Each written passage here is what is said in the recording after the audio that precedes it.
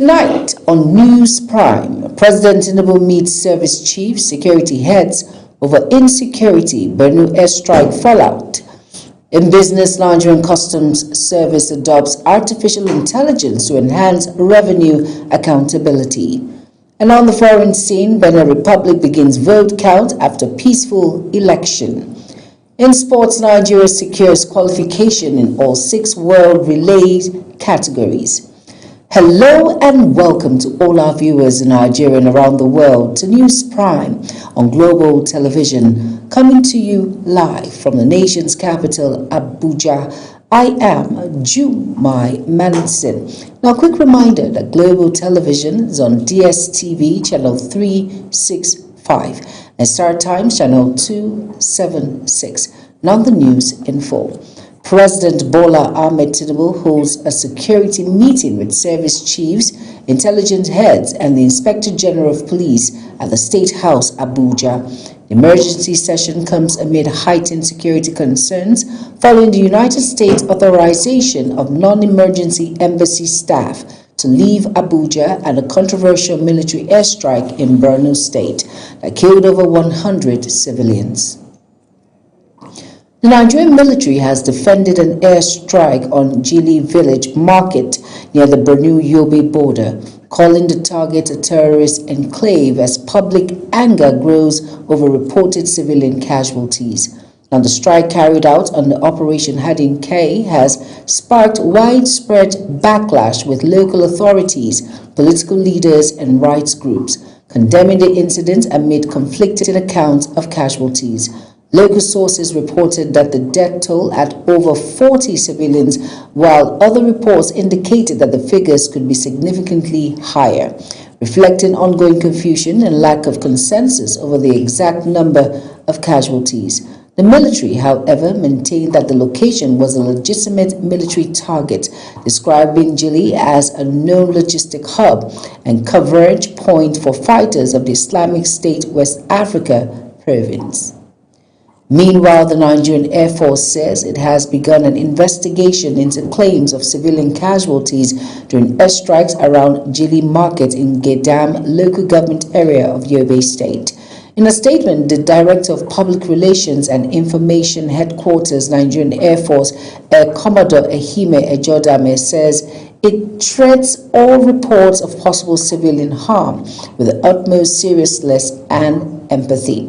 The Air Force also noted that in line with its commitment, Chief of Air Staff has directed an immediate activation of the Civilian Harm Accident and Investigation Cell to immediately proceed to the location on a fact-finding mission on the allegation.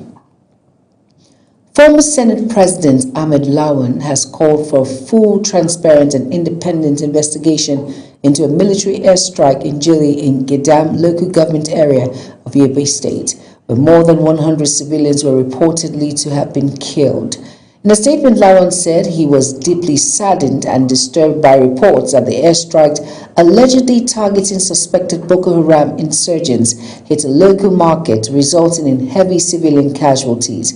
Eyewitness accounts cited in the statement claimed that the multiple military jets participated in the operations, with bombs reportedly dropped on a crowded marketplace. In the meantime, the House of Representatives will convene a one-day dialogue and security conference in Jos, Plateau State capital, tomorrow, as part of effort aimed at addressing the root causes of recurring security challenges in the state. Now, the chairman of the House Ad Hoc Committee on Security, Wale Ahmed, disclosed this when he led a delegation of members to the Rayfield Government House in Jos to inform Governor Caleb Mutfwang about the planned security summit. He told the governor that the House resolved to convene the discussion and security conference because of the urgent need to examine and address the root causes of the security challenges in Plateau State and beyond, while collaboratively developing practical and sustainable solutions. Former Kaduna State Governor Nasiru El-Rufai has appeared before the Kaduna State High Court as proceedings resumed in his ongoing trial instituted by the Independent Corrupt Practices and other related offences. The Federal High Court in Kaduna on April 1st had fixed his bail hearing for April 14th, the same day as the African Democratic Congress convention. The development comes amid claims by the ADC that the former governor is facing political persecution through judicial process. Over now to the Independent National Electoral Commission, INEC has dismissed artificial intelligence AI outputs and social media screenshots as unreliable evidence in the ongoing controversy surrounding alleged ex-post linked to its chairman. INEC's Director of Information and Communication Technology, ICT, Lawrence Bayode, stated this during an interview where he addressed claims tied to a social media account purportedly associated with the Commission's chairman. Bayode stressed that the Commission would rely strictly on verifiable and forensic evidence in determining the authenticity of the account and the content circulating online. Over now to the Minister of the Federal Capital Territory, Nyesom Wike, has dismissed claims linking him to the alleged denial of a convention venue to the African Democratic Congress. Wike made the clarification while addressing journalists during an inspection of ongoing infrastructure projects across Abuja. Kabir Hassan reports. Earlier, there have been reports saying Nyesom Wike has denied the opposition coalition of ADC a convention venue using his position as FCT minister. Addressing journalists, Wike dismissed the claim, saying it far from the truth, adding that he has no idea about ADC convention, while calling the party to report and tell him who denied them the venue. Who denied them? When they say they were denied, who denied them? I don't know. I don't even know the party you're talking about. They say one of the political parties. Nobody has written any letter. I don't know the very they are talking about. They have, okay, let's make a assume that they talk about Eagle Square. Nobody, not one, wrote any letter to use Eagle Square. I called the GMD of absence. That's nothing like that. There's no way we would deny them because we collect revenue from that. You have to pay. And nobody has written to us. During the inspection tour, the minister expressed satisfaction with the quality and pace of work, assuring completion before deadline. Very happy with what we have seen and the quality of work. One thing I can say, thank God we have a company that always relationship well keeps up with the companies.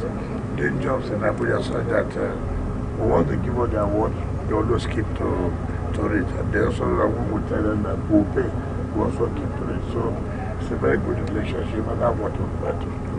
Speaking on Kubo bus terminal damage by windstorm, the minister said it was natural disaster that no one had control over, explaining that only roofing sheets were affected and the damage is already being fixed. He attributed the steady progress of the project in the FCT to effective collaboration between the government and the contractors, supported by prompt payment and contractual obligation. Kabir Hassan, Global Television News. Meanwhile, the Supreme Court of Nigeria will tomorrow hear separate appeals arising from leadership disputes in two opposition parties, the African Democratic Congress and the People's Democratic Party.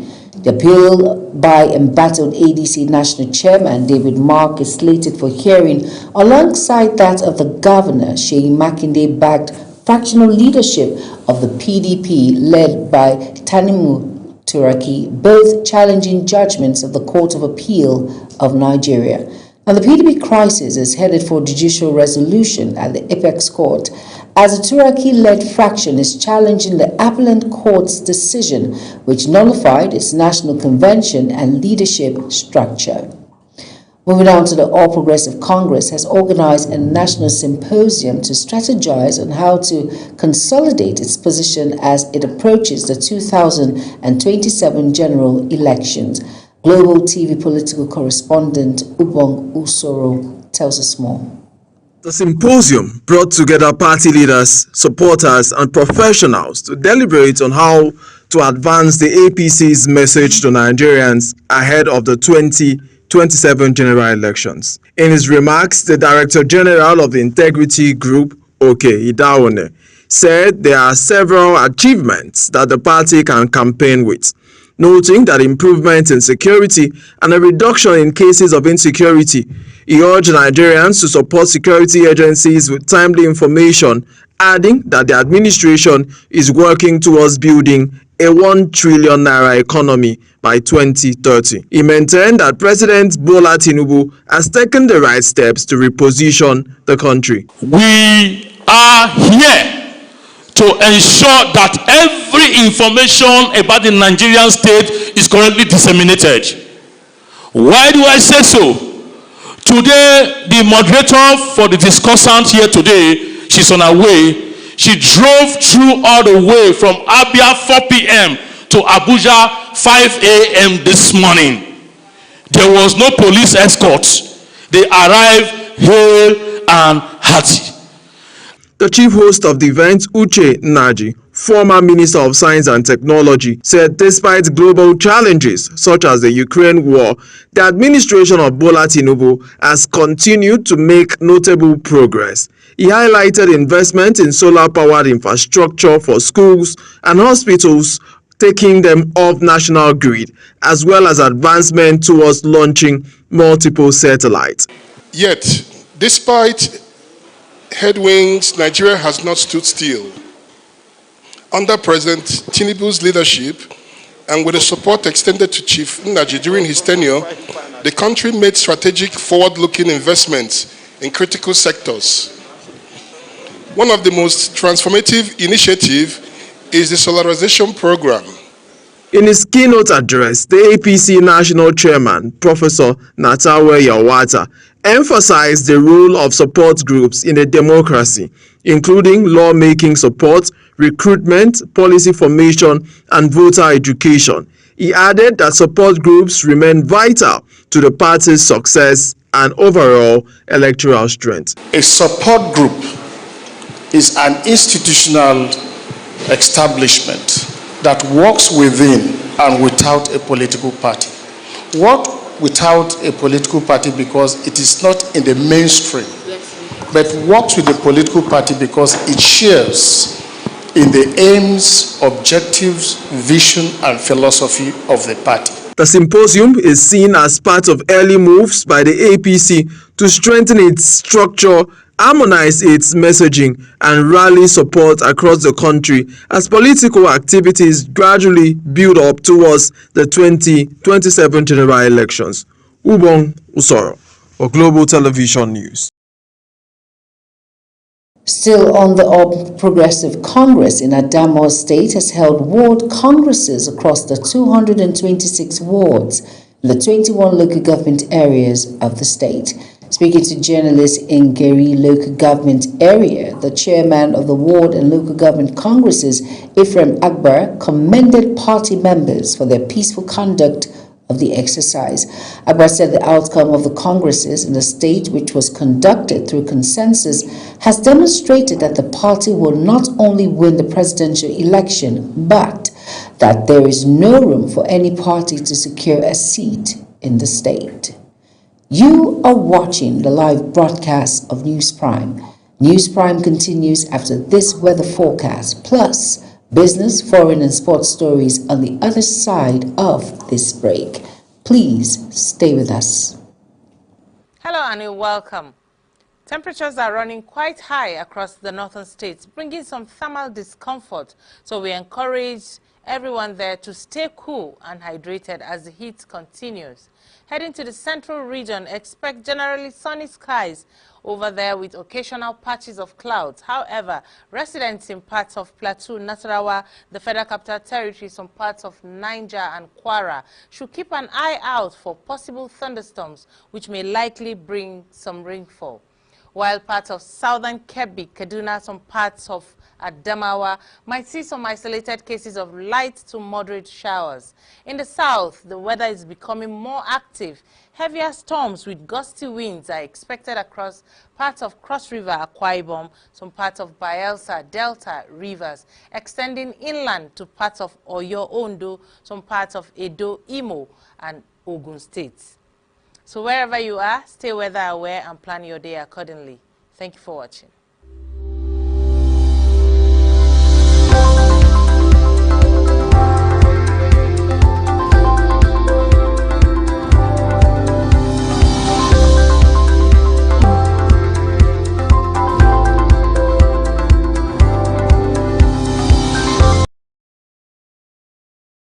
You're welcome back, and if you're just tuning in, this is News Prime on Global Television. Thank you for staying with us. Now, in business now, Nigerians' drive for sugar self-sufficiency has taken a decisive turn as the federal government issues a firm directive to Dangote Sugar to deliver 600,000 metric tons annually by 2030. Kike Lomo Okere has details. The Minister of State for Industry, John Eno, handed down the target during an inspection of the Dangote refinery sugar in Numa, Adamawa State, signaling a renewed push to cut Nigeria's heavy reliance on imported sugar. The visit, alongside the National Sugar Council development, formed part of a nationwide audit of sugar project ordered by President Bola Ahmed Tinubu to fast-track local production under the Nigeria Sugar Master Plan. With Nigeria consuming 1.8 million metric tons of sugar yearly, the minister described current output as grossly inadequate, stressing that industry leaders like Dangote must take the lead in closing the gap. He noted that ongoing investment at the refinery, including the new 600 tons per day plant and expanded field operations, shows strong commitment, but warns that execution must match ambition. He reiterated the federal government's readiness to support operators by addressing key bottlenecks, particularly access to long-term financing needed to scale production. In response, Dangote Group pledged to ramp up investment and capacity, assuring that the 600,000 metric ton target by 2030 remains firmly within reach. As pressure mounts on key players, the message is clear: Nigeria's path to sugar independence will depend on how fast industry giants can deliver. Kike Lomo Okere, Global Television News.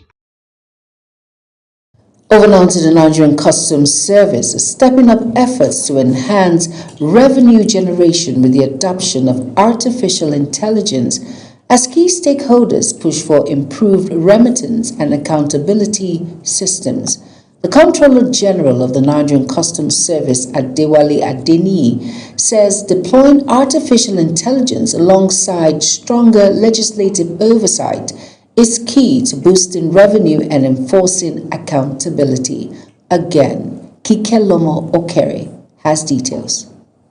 Giving the indication at the launch of training on AI-powered revenue generation, remittance and reconciliation for the Nigerian Customs Service in Abuja, the Comptroller General of Nigerian Customs Service, Adewale Adeniyi, says deploying artificial intelligence is aimed at strengthening transparency and efficiency within the Nigerian Customs Service. The CG says Customs is leveraging AI for cargo scanning, classification, risk management, and revenue reconciliation.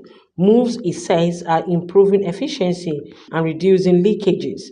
He added that closer collaboration with banks, auditors, and other stakeholders is vital to strengthen the revenue chain. We have also made extensive use of AI in the non-intrusive space. Now we have scanners that are AI-enabled that can actually, lead image analysts to predict the kind of objects that may be concealed. Chairman, House Committee on Public Accounts, Bamidele Salam, described the initiative as a timely intervention to modernize Nigeria's revenue architecture. He noted that leveraging technology could improve accuracy, reduce human error, and strengthen public trust in government institutions. Salam stressed that with rising fiscal demands, revenue-generating agencies must step up performance, assuring continued legislative support for the reforms. But the commitment of those who will use these tools to ensuring that the end purpose, which is to enhance our operation, to make sure we are more efficient, to block leakages, is achieved, will lie mostly on the personnel.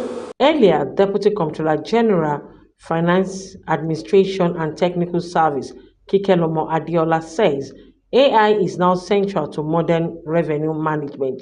She says the ongoing training will equip officers with skills in data analysis, predict intelligence, and in real-time reconciliation, urging participants to apply the knowledge to improve service delivery. From automated data analysis to predictive intelligence and real-time reconciliation systems, AI presents us with the capability to transform how we manage and safeguard public funds. As Nigeria grapples with growing fiscal pressures, the push to integrate artificial intelligence into custom operations signals a decisive shift towards transparency, efficiency, and accountability. Kike Lomo Okeri, Global Television News.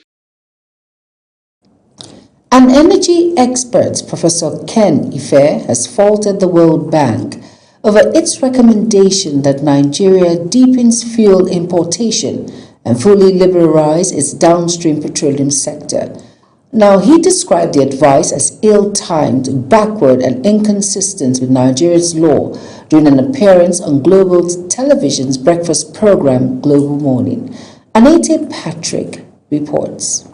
Speaking on Global TV's breakfast program, Ife said while parts of the bank's Nigeria development updates were sound, its position on fuel importation undermines the country's push for energy independence.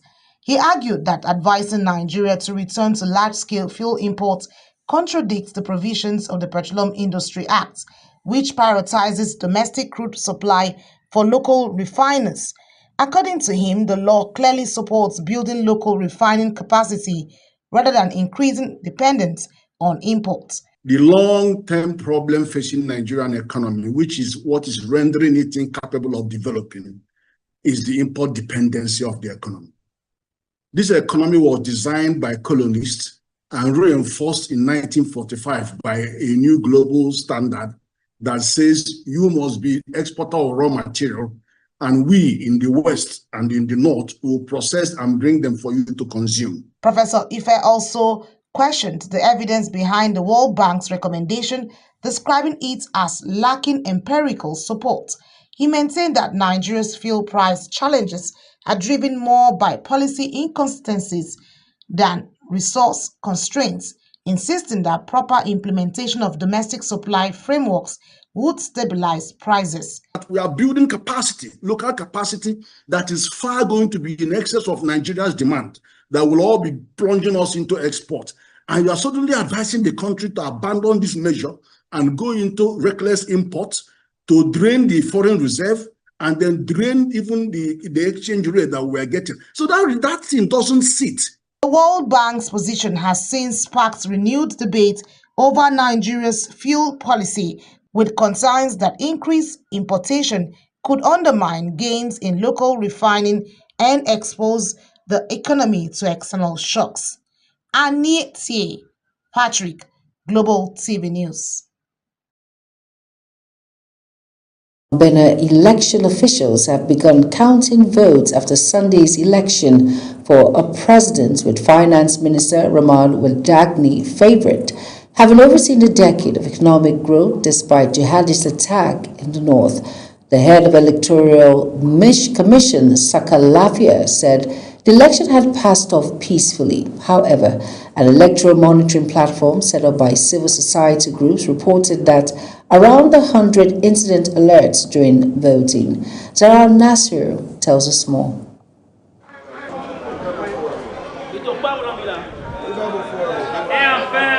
These cases involved voting stations that had opened early or where voting boxes appeared full before the start of voting.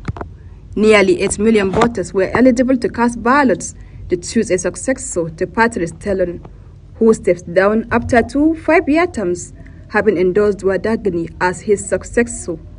In the capital, Porto-Novo, participation ranged between a mere 20 and 40% for some polling stations. Voting stations started closing at 4 p.m. local time, and the count started soon afterwards. The main opposition, the Democrat Party, is not fielding a candidate as its leader, Renaud Adbojo, failed to secure the required number of parliamentary endorsements needed to contest the vote. Preliminary results are expected early in the coming week. Zahra Unasir, reporting for Global TV News. Sports Now, Nigeria has been confirmed for all 6 relay events at the World Athletics Relay in Bagram, Botswana. The clearance by world athletes mark a major boost for Team Nigeria, signaling a strong return to the global athletics stage. The country secured qualification through impressive performances at both local and international meets, including the Lafika International Relays and MTN Champs in Calabar. In victory or defeat, sports remain one of the strongest forces that unite a nation. Beyond competition, they shape identity, build pride, and strengthen national unity. Now that's it on News Prime. Here is a recap of our top stories again. On Global TV News Prime, brought to you that President Bola Ahmed Tinubu holds a security meeting with service chiefs, intelligence heads, and Inspector General of Police at the State House, Abuja. In business, Nigerian Customs Service is stepping up efforts to enforce revenue generation with the adoption of artificial intelligence as key stakeholders push for improved remittance and accountability system. And on the foreign news, Benin election officials have begun counting votes after Sunday's election for president, with Finance Minister Ramon Wadagni favorite, having overseen a decade of economic growth despite jihadist attack in the north. And finally, in sports, Nigeria has been confirmed for all 6 relay events at the World Athletics Relay in Botswana.